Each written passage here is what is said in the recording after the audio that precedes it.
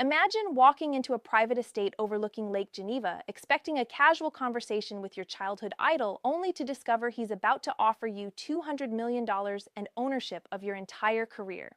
That's exactly what happened to Alex Eala on Valentine's Day 2025, and when the details leaked just 48 hours later, the tennis world didn't just react. It detonated into the most explosive controversy the sport has witnessed in decades. This isn't your typical feel-good sponsorship story where a corporation throws money at an athlete for photo shoots and social media posts. We're talking about something far more revolutionary and infinitely more dangerous. Power, legacy, control, a deal so controversial it split the entire sport down the middle, turned former allies into bitter enemies, and forced every player, agent, and executive to confront an uncomfortable question they'd been avoiding for years. Is tennis a sport or a marketplace where human beings can be bought, owned, and traded like stocks? Some called Federer's move pure genius, a visionary attempt to fix a fundamentally broken system. Others screamed that it was exploitation disguised as opportunity, a billionaire using his wealth to literally purchase a young woman's future. The truth, as always, is far more complicated and disturbing than anyone wants to admit. So what really happened behind those closed doors in Geneva? What did that contract actually say? And why did it trigger a crisis that's still tearing tennis apart 6 months later? Let's break down every shocking detail. Alex Eala's journey has been anything but the privileged pathway most top tennis players enjoy. While other rising stars had million-dollar sponsors bankrolling their careers and national tennis federations covering every expense, Eala was grinding through obscure tournaments on a budget so tight it would make most people quit. Born and raised in Manila, she learned to play on public courts that were more cracks than clay, where nets sagged and lines had faded into memories. Her game wasn't built in some state-of-the-art academy with biomechanics labs and nutritionists. It was forged through pure grit, relentless determination, and a family willing to sacrifice absolutely everything. At just 16 years old, Eala made history as the first Filipino to win a junior Grand Slam singles title, claiming the Australian Open Girls Championship in 2020. You'd think that kind of groundbreaking achievement would open financial floodgates, attract sponsors desperate to associate with her inspiring story, and secure her future.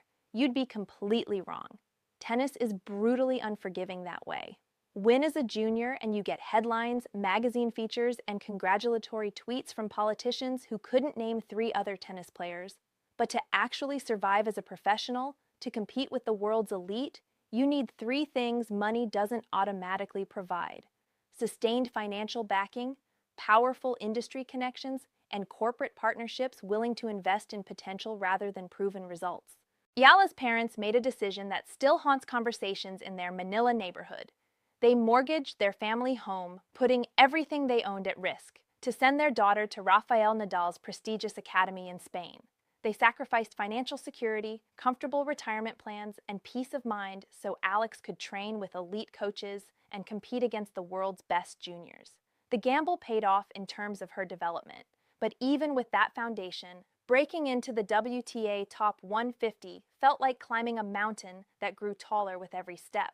By 2024, Eala was hovering frustratingly around 150th in the world rankings. She was winning matches and gaining valuable experience, but she was also burning through her family's savings at a terrifying rate. Her support team was minimal by professional standards. 1 coach, 1 physiotherapist, and her family coordinating logistics from thousands of miles away in the Philippines.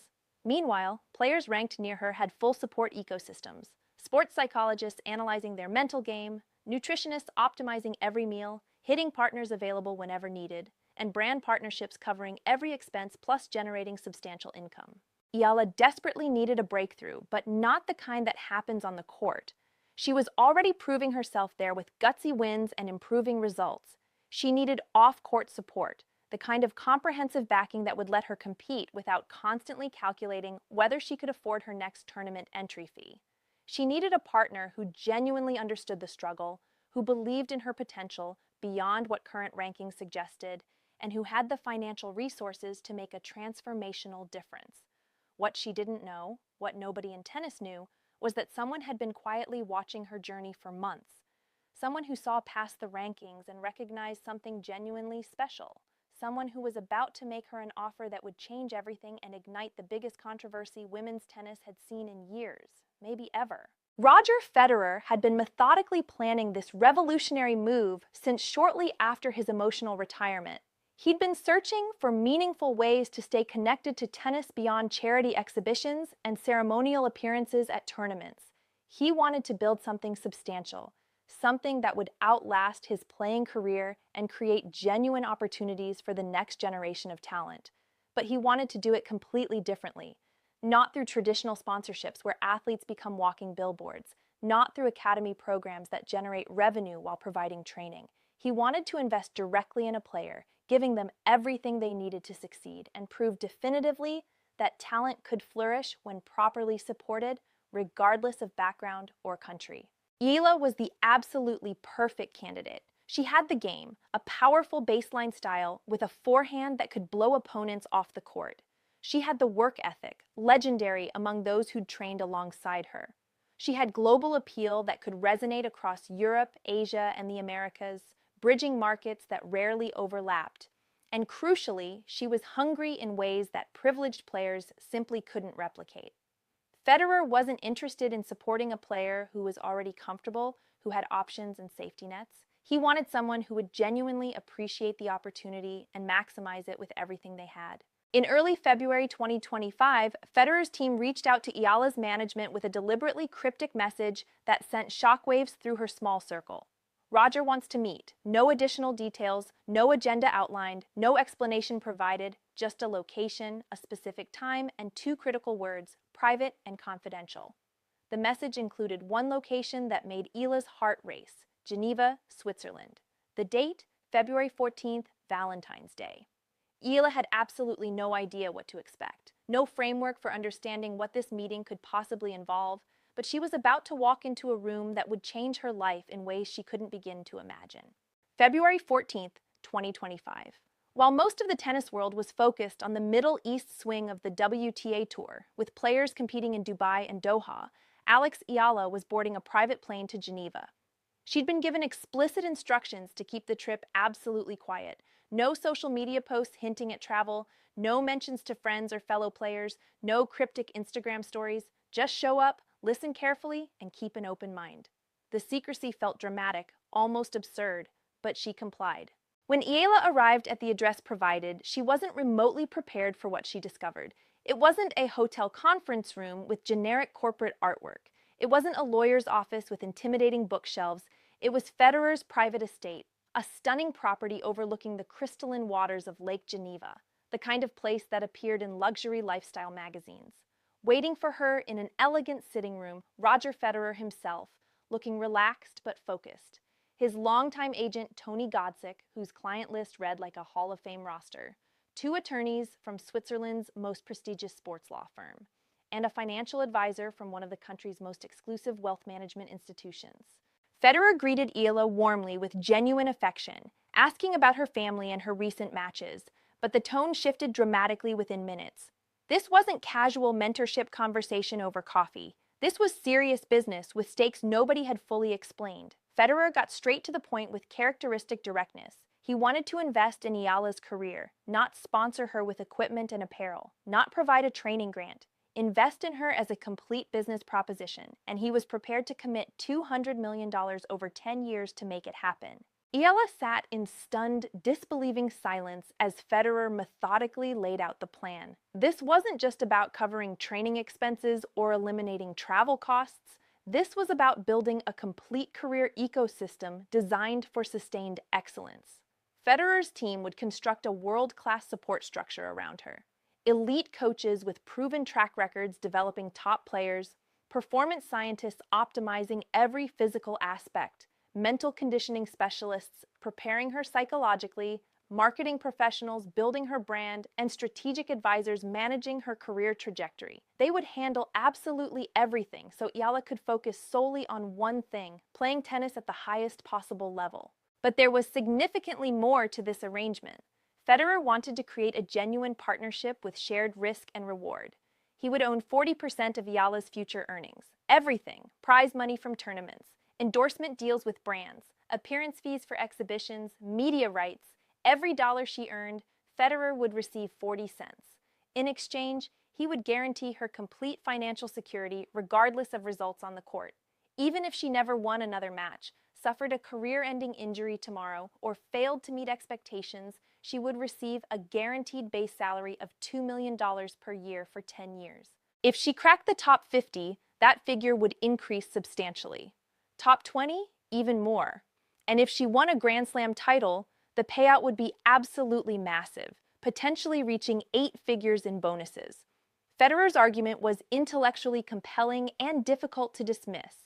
Tennis, he explained with obvious passion, has a fundamental structural problem that everyone acknowledges but nobody fixes. Players outside the top 50 struggle desperately to afford the comprehensive support systems they need to succeed. They can't hire top coaches because those coaches require 6-figure annual salaries. They can't access performance science because those specialists work exclusively with established stars. They can't focus purely on improvement because they're constantly worried about paying next month's bills. It's a vicious cycle that keeps genuinely talented players trapped. They can't afford elite support, so they don't improve quickly enough. Because they don't improve, they don't win prize money. Without prize money, they can't afford better support. The system perpetuates inequality and ensures that primarily players from wealthy backgrounds or countries with strong federation support can reach the top. Federer's revolutionary model would shatter that cycle completely. By guaranteeing financial stability up front, players could hire the absolute best teams, take strategic risks, experiment with improvements, and compete for the top without paralyzing fear of financial ruin. But Federer was refreshingly upfront about his motivations. This was not pure charity or altruistic philanthropy. This was a calculated investment. He genuinely believed Eala could become a top 10 player, a Grand Slam champion, and eventually a global brand transcending sports. If that happened, his 40% stake would be worth exponentially more than the $200 million he was committing. It was a high-risk, high-reward bet on her talent, but a bet he was willing to back with generational wealth. Eala's mind was reeling. This was beyond anything she'd imagined when she boarded that plane. The money alone would completely transform her family's life. Her parents could stop worrying about the mortgage they'd taken to fund her career. They could actually retire comfortably. She could hire literally anyone she wanted: the coach who trained multiple Grand Slam champions, the physiotherapist who worked exclusively with top 10 players, the sports psychologist with a waiting list of desperate athletes. She could train anywhere in the world, compete without crushing stress, and finally focus on becoming the player she absolutely knew she could be. But there was a significant catch that became clearer as the lawyers walked through details. The deal required total exclusivity. Eala couldn't sign with traditional sports agencies or pursue independent sponsorships without Federer's explicit approval. She'd essentially be operating as a Federer-backed enterprise. Career decisions would be collaborative in theory, but Federer's team would have final authority on all major moves: tournament schedules, coaching changes, endorsement opportunities, media appearances, everything. The lawyers walked Eala through the contract with meticulous precision. It was thick, running well over 100 pages, detailed with clauses covering scenarios she'd never considered, and legally airtight in ways that made clear Federer wasn't playing around. This was a real business arrangement with real stakes, binding commitments, and consequences for breach. Eala had exactly 72 hours to decide. No pressure, Federer said with a gentle smile, but he also made crystal clear this offer wouldn't come around again. If she declined, he'd move on to other candidates. This was a limited-time opportunity. Eala left Geneva in an absolute daze. She called her parents from the airport, barely able to articulate what had just happened. She contacted her coach, trying to process the implications. Should she take the deal?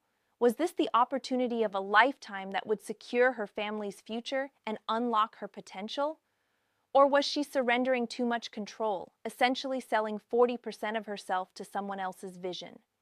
She had 3 agonizing days to decide her future, but she never got to make that decision privately because someone leaked the story. February 17, 2025, just 48 hours after the Geneva meeting, a prominent sports reporter at The Athletic dropped an absolute bombshell article with a headline that sent shockwaves through the tennis world: Federer's secret $200 million deal that could change women's tennis forever.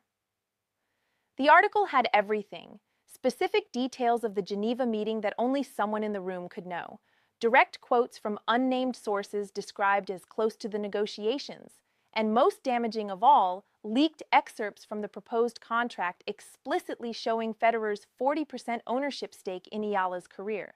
The tennis world exploded with instantaneous fury. Within hours, the story was dominating every major sports platform. ESPN broke into regular programming. Tennis Channel ran emergency segments. BBC Sport made it their lead story. Social media platforms flooded with reactions, hot takes, and genuine outrage. The narrative formed instantly and spread like wildfire. Roger Federer, one of the wealthiest and most powerful figures in sports history, was trying to literally buy a young player's career. The optics were absolutely terrible. Within 6 hours, the WTA issued an emergency statement. It was carefully worded by lawyers terrified of litigation, but clearly expressed deep concern. While the WTA fully supports player empowerment and financial opportunities, any agreements involving ownership stakes in player careers will be thoroughly reviewed under WTA regulations governing player representation. Translation that everyone immediately understood: this deal might not be legally allowed. We're investigating. Player reactions came fast, fierce, and divided. Some were genuinely supportive. Ons Jabeur tweeted within minutes, "If this helps Alex's career and secures her family's future, who are we to judge? Players deserve financial security too. Stop acting like contracts are immoral."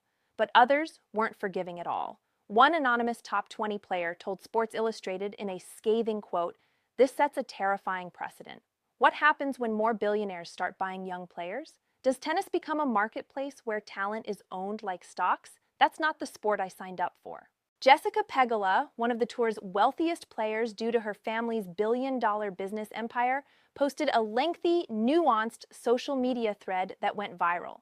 She acknowledged the appeal of guaranteed income, especially for players without financial safety nets, but questioned whether surrendering 40% of future earnings was sustainable or healthy.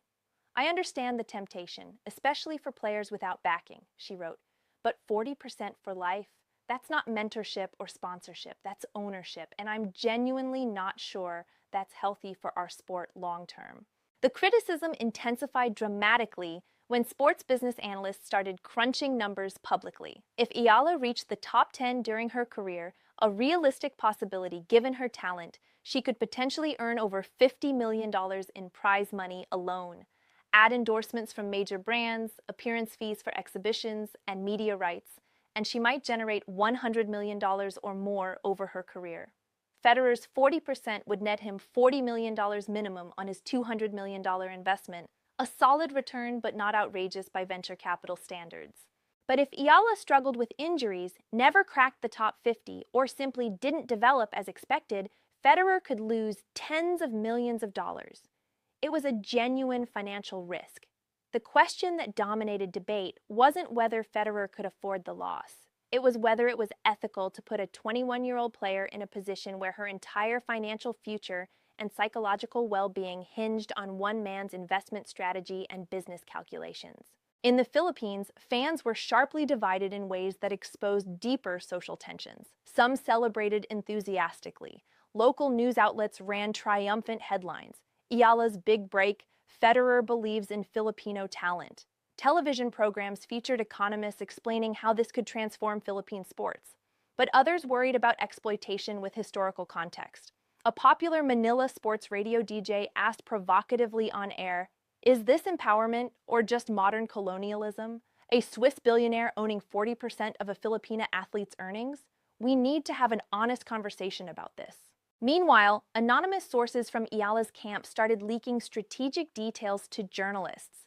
One report claimed Eala had been genuinely leaning toward accepting the offer before it went catastrophically public. But now that the entire tennis world was watching, judging, and debating her decision like a moral referendum, the pressure was psychologically unbearable. She'd gone completely silent. No social media posts, no public comments. Radio silence that only fueled more speculation. Federer's team stayed equally quiet. Tony Godsick declined all interview requests. Federer himself was unreachable, either traveling or deliberately avoiding media. The silence from both sides only fueled wilder speculation. Was the deal dead? Was Eala backing out under pressure? Was Federer retreating after the public backlash? Behind the scenes, absolute chaos was unfolding that would take months to fully understand. The WTA's legal team was urgently reviewing whether the proposed deal violated existing regulations around player representation and contractual freedom. Several powerful agents in the industry were aggressively pressuring the WTA to block the deal entirely, terrified it would set a precedent that could completely disrupt the traditional sports agency model they'd built careers on. Major sponsors were watching nervously, uncertain how this arrangement might affect their existing relationships with players and future marketing strategies. 10 agonizing days passed. Still no word from Eala. Speculation reached absolute fever pitch. Then, on February 27th, Eala's team announced she would hold a press conference. Finally, the world would hear directly from her. What she said next shocked everyone, divided opinion even further, and ensured this controversy would define her career forever. Some called it brave, others called it reckless. Here's exactly what happened in that room. May 2025, 3 months after signing Federer's deal despite overwhelming pressure to reject it, Alex Eala sat down for her first in-depth interview since the controversy began. She deliberately chose a Filipino journalist from Rappler, someone she trusted to tell the complete story without sensationalism or predetermined narratives. The conversation was raw, painfully honest, and revealing in ways that made everyone uncomfortable. Eala opened up about the intense pressure, the constant criticism, and the reality of living under the crushing weight of a $200 million deal. "People think this money just showed up and magically fixed everything overnight," she said with visible emotion. "It didn't. The first month was genuinely the hardest of my career. I couldn't escape the criticism. Every time I opened social media, someone was calling me naive or claiming I'd been taken advantage of. Critics said I'd sold my soul. It got to the point where I had to completely delete apps from my phone just to focus on training.